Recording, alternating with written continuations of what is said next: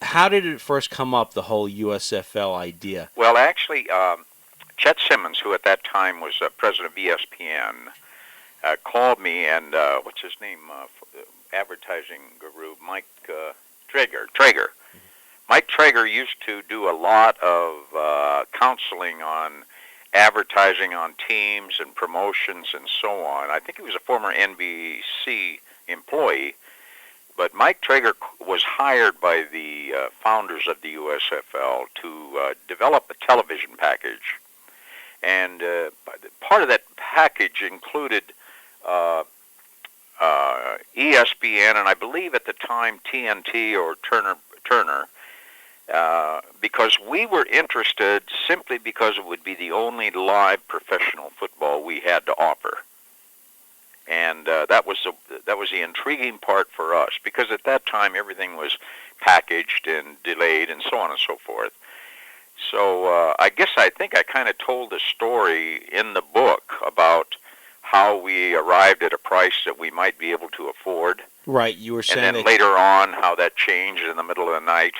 Now the contract, cause in the research I did, the money says it was $4 million, but in your book it says the first year was anteed up to $6 million. Was that the same for the second year as well?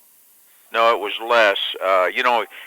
What you have is probably more accurate than what I had. Okay. Simply because I was doing it all from recollection. Okay, I got you. Understand. Yeah. Yeah, I have it was $4 million the first year, and then you said Ted Turner came in and he wanted to up it a little bit, and Chet Simmons called you up. And that's exactly right. And we had to come up with an extra $1 million, or we were going to lose it, even though the USFL wanted us, because we were an established network, if you will, even though small. Mm-hmm. And Turner really wasn't, and I think they wanted that credibility of ESPN, knowing that Getty was behind it, that it wasn't going to go south the next week. So that's kind of what it was. But when he called me, I immediately felt, number one, I had only had approval for what they had bid, and I immediately felt that I had to have some help because I couldn't come up with a whole $1 million. So I called a fellow named Jerry Solomon. Jerry Solomon at that time worked for Darcy McManus, the advertising agency, who did the Anheuser-Busch sports stuff. Mm-hmm. And Jerry and I talked about it, and I told him that I needed to get another $500,000. I probably could come up with a half. And he made a few calls to Anheuser-Busch, and they came up with it.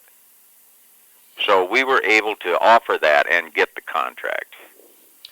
And then the remaining half, you had to go back to Getty to get the other half of the contract. Well, yeah, that was I had that approved.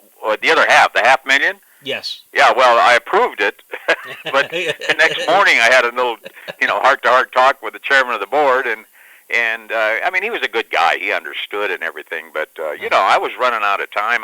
Everything it seemed like was a surprise, and Getty was more and more thinking, "What the hell are we doing in this thing?" Mm-hmm. Let me ask you: was ABC involved in the talks before you were, as far as signing the contract, or were you? I doubt it. Okay. ABC had nothing to do with us. But did they have a contract with ESPN before you did? I mean, with the USFL before you did. I know you weren't one entity yet. I don't believe so. I don't know why they would. Mm-hmm. Because they had the other, they had other football contracts and so on. Roone Arledge was never a believer in cable. Right, I read that in your book, and it took you to sell them on it and everything. Yeah. So basically, ABC came after you. So you were actually before. We were before, because ABC came into the picture when I made the deal with them in 1981. Mm-hmm. Let me ask you this: as I've been talking to people, I understand that the USFL, and I know you were gone from ESPN by then, but they had contracts in place, and this is according to the court documents, from ABC for $180 million after the 1986 season, and also a 3-year deal, I believe, with the USFL for $70 million. Are you aware of any of that? No, I am not aware of that. Would you be surprised if that wasn't the case or not? What was your thoughts on the USFL? You thought it was a success with the ESPN? Excuse me? Did you think the USFL was successful with ESPN? What were your thoughts? Oh, sure, it was successful for ESPN because, again, it was the only live football we had, professional. And were you satisfied with the ratings? I know the ratings were about Well, we were, 3.5. it was in those times where, nothing seemed to be working out too great. But it was good, it extended us, and we were able to survive with it. It was tough to, we didn't have it very long, as you know. But, we got involved with Don Trump, who was always wanting his team on every game, and on and on, And we didn't step out on, we just did it by the rules that they had established. And, of course, he's a guy that, he had an ulterior motive being involved with the United States Football League. He was trying to get an NFL franchise. And, he violated all their agreements as far as signings and everything else. As you look back with cable and everything, don't you think it was a mistake that the USFL, if they would have stayed in the spring with the expansion of contracts and cable? Yeah, I do. Yeah. I knew one of the owners quite well, Bill Daniels of the LA Express. And, I was very close to the operations, if you will, of it. When you have to lock your cameras so you don't see any empty seats. I remember that. I mean, the Express were drawing 8,000 people that final year in '85. Yeah. I remember that.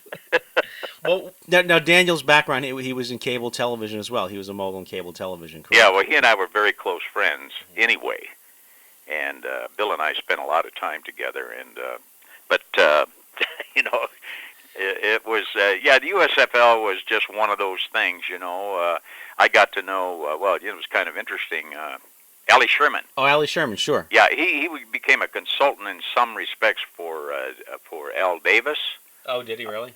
On the other side, of the NFL situation. And they came, this has nothing really to do with your story probably, but anyway, I recall them coming to my office they made an appointment to come and see me, and Al wanted to know all that I could give him on cable television. And, of course, for obvious reasons. And he was in L.A. at the time, and I think he was trying to get a jump on everybody on cable.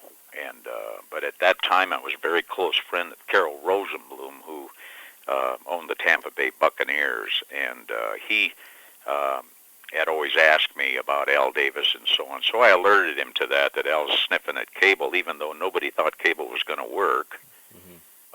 Nevertheless, it was part and parcel of the whole deal, of the intrigue, if you will, in the USFL NFL. Well, if you look back, really, and as we said, just the fees, the rights fees that the networks are paying to the NFL, that certainly, even though the USFL teams lost, I believe it was $160 million over the 3 years, eventually, if they would have held on for a few years, they definitely would have got it back from the rights fees. You agree? Oh, I think that's right, sure. Now, during the court case, there were some allegations that the NFL strong-armed the networks into, like ABC. They said, basically, if you go to the fall, we're going to take... I think so. Yeah, those days are kind of blurry to me, because that's when, Getty was being sold and all those things were happening. Would you think that the NFL could okay, let me say this a different way, influence networks into not carrying a league? Don't you think they are? Well, you were on the floor of it all, so I'm asking you. Yeah, damn right I do. well, recently it was in John Feinstein's book. He alluded to the fact that Tagliabue forced ESPN to take off the show Playmakers because it gave a negative look into the life of NFL players. Although you have Ray Lewis, MVP of the Super Bowl. So, but I just noticed in USA Today, I think over the weekend, that George Bodenheimer, was talking about the change of Monday Night Football to ESPN, and he had apparently an agreement or an understanding with the NFL that they weren't going to build up ABC's Sunday night, So, anyway, yes, I do believe they have some influence.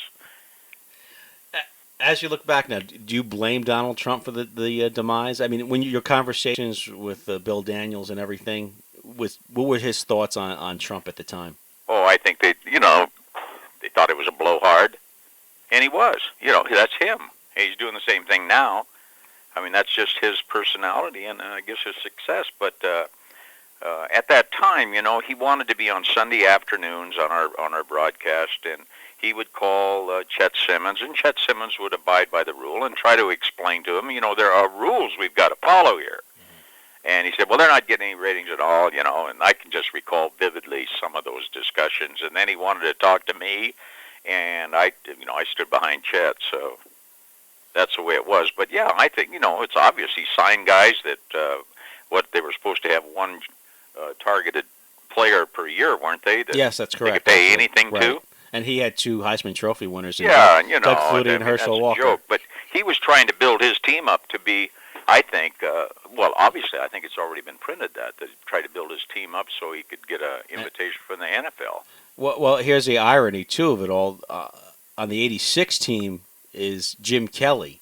So on the cover of Sports Illustrated, July 21st, 1986, you have Jim Kelly on wearing a New Jersey Generals uniform, team with Herschel Walker, and then you have Doug Flutie as the backup to Kelly. So I mean, this guy already was the George Steinbrenner of the USFL. No question about it. But that's the thing that it didn't. The guys, there were some sensible guys in that league, and they were interested in parity and building from within, and he just was not permitting that. What was your thought when you heard that they were going to the Fall League? Well, everything's new.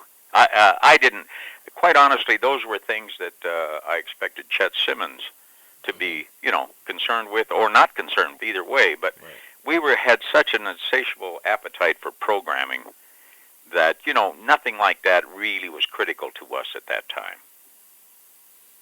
And it certainly gave you ESPN the respect by carrying the live games that a year later ESPN jumped in right where the USFL was. That's right. There's no question that it helped us, our credibility and everything else. As you look back at this whole thing, how do you look at ESPN as it's evolved? Do you believe it's the institution that it is now? Absolutely none. And all I say to that is, I was the only one that stepped up and took the risk, and all other television networks had a chance. And that's all I can say is, they didn't think so either. Unbelievable! I really enjoyed the book. I mean, it was. It tells things only I know, and there's none of them have been refuted thus far. So I think that it's an accurate reflection on how ESPN got started. Well, I think the human element that you had, you were kind of out there on an island, really, at some point. I really was, at ESPN. I mean, at Getty Oil Company, Jesus, the thing when it first started, it was losing money. It was called Evey Sports Programming Network. Right, you said it had lost about $60 million by 1982. Yeah, and when I made that deal with ABC, it absolutely saved the network. Yeah. At Getty. Yeah, that's what Bob Lee was telling me, that your deal with ABC definitely saved the network. Oh, no question about it.